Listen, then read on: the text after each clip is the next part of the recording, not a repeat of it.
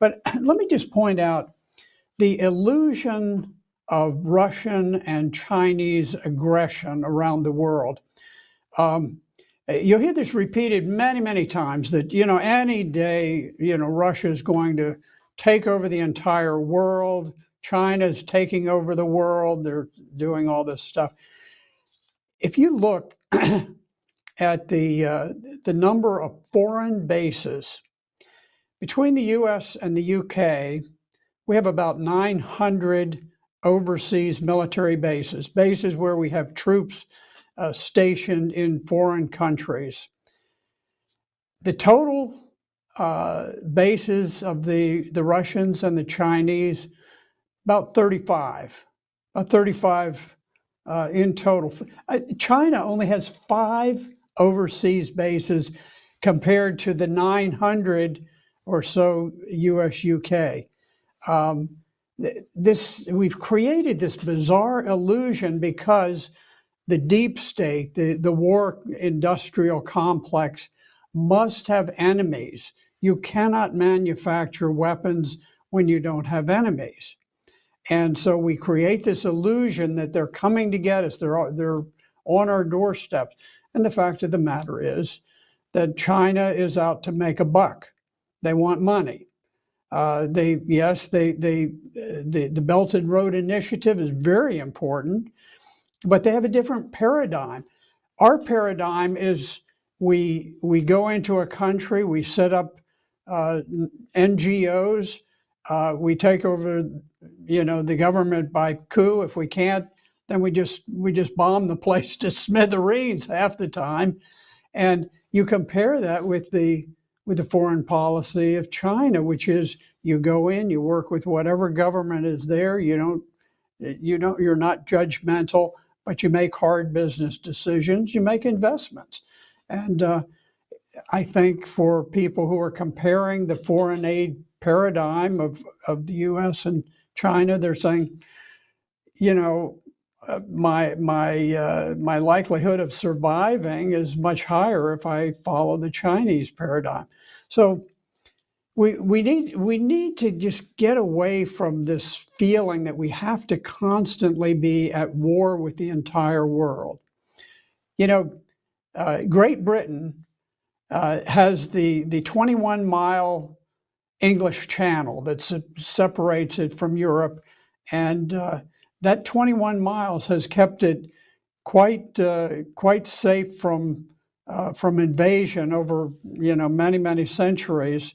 There have been a couple of exceptions, and the Vikings came in and different things, bigger ones than that. But in any event, they're basically safe. 21 miles of ocean. You look at us. We've got 5,000, 6,000 miles of ocean separating us from the nearest threats that we perceive. So we probably have less reason to be militaristic than any great nation on earth. And yet here we are. Our budget is, the last I checked, it was as large as the next largest 11 defense budgets of the biggest defense spenders in the world.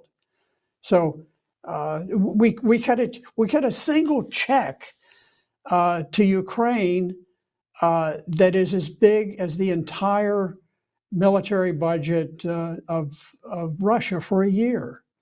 So we need to escape from this illusion that they're out to get us, because they're not out to get us. There is nothing aggressive either in the policy of China or of Russia. And the only aggression is with the U.S., UK, the NATO countries, which, I look at the history of the wars of the Russian Federation. You have the tiny, tiny war in Georgia. You have the war in Syria, which they didn't get involved in until 4 years after the terrorists had been there. And then finally, at the last moment, they agreed to go in at the request of Syria because ISIS and Al-Qaeda threatened to overwhelm the country. Very reluctant, somewhat limited involvement in Syria. and now you have the situation in Ukraine.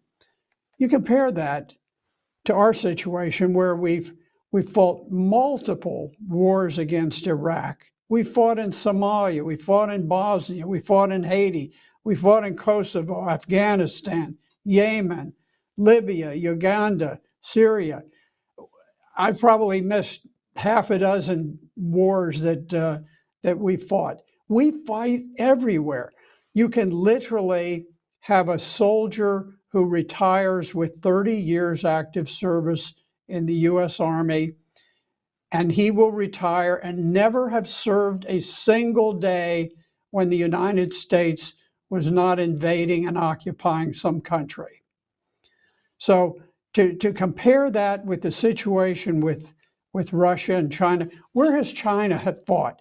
Who have they invaded? They've had a couple little border disputes, but that's it. They don't invade people. We invade people. So we need to get away from this illusion. If we could ever break away from the illusion that they're out to get us, which is totally false, then we could start chopping back on our defense budget. World tensions could reduce, and we could get back to making cell phones or whatever we do for a living, and have a genuine economy that wasn't based on killing people in foreign countries. That's what we ought to do.